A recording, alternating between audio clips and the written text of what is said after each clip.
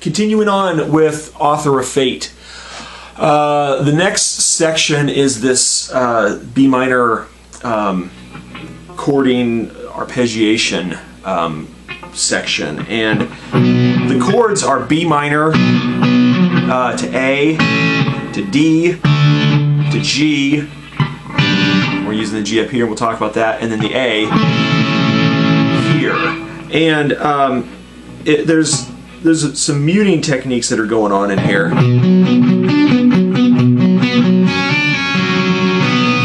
And again, we're not getting as extensive as we probably should, but the internet exists, so if you have anything deeper, you can find it, or you hopefully correspond with me. But at any rate, mutes are funny. A lot of my students will get caught up in mutes early on, and I know I did as well. But you know what I usually tell people is take your hand and try to just slap the fatty part of your hand down onto the bridge, just as far off the strings as possible, and then loop over, and try to just use no mute on the strings at all, and then gradually move your palm until you find a mute that you like. So you're just moving your palm slightly, a little bit at a time, until it starts touching the string, and then start listening for a mute that you like. You know, if it goes dead, then you went too far. But move around with that. And so what we do is we go for a B minor, and then we play around on this suspended second on the second string with your third on the third fret with the second finger.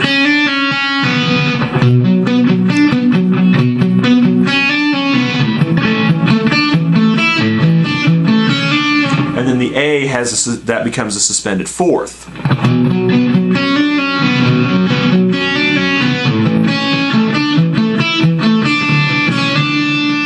And then we go to the D, and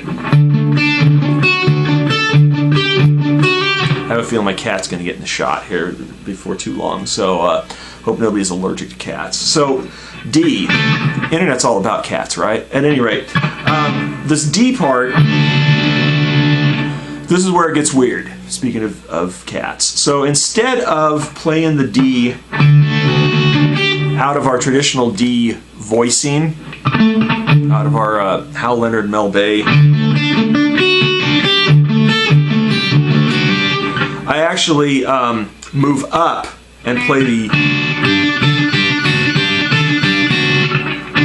that position, or that those notes here on the 7th fret. The reason I do is because of the next chord. So I come in and I slide up.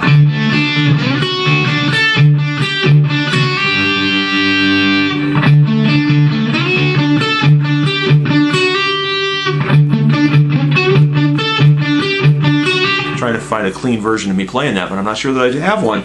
But the next thing is that G chord, and if you've been following along, the G chord that we're using is off of our C chord, off of our C voicing, and we're just using this top three, which is very similar to D voicing that we use as well. But basically, it's your first finger bars your first string and your third string, and then you put your second finger right in there on the 8th fret. And then we close that off, we finish that off with the A chord, which is a variation, just the top section of the A bar chord. Also, it also matches your F voicing. Okay, so our first finger's here on the 5th fret, and then we stair step down. So the riff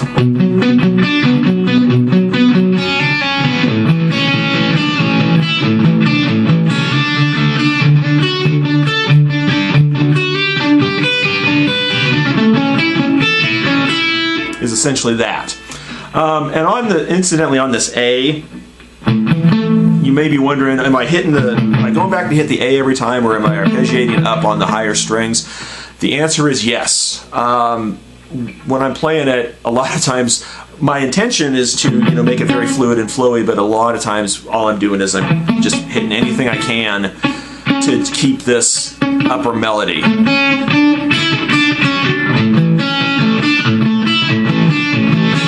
I think it sounds better getting the low A, the fifth string A in there every once in a while, but the set is going to crash down any minute now. The cat's going to go crazy here in just a second. But at any rate, that's what's going on. So the first that repeats 2 times, and the second time it just closes off with a really loud A.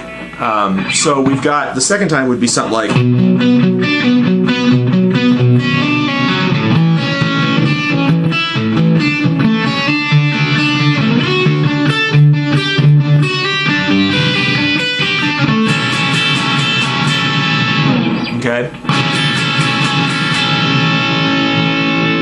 Okay, so we build up and we go into the next part, which we will have a video series on as well very soon. So thanks for your time.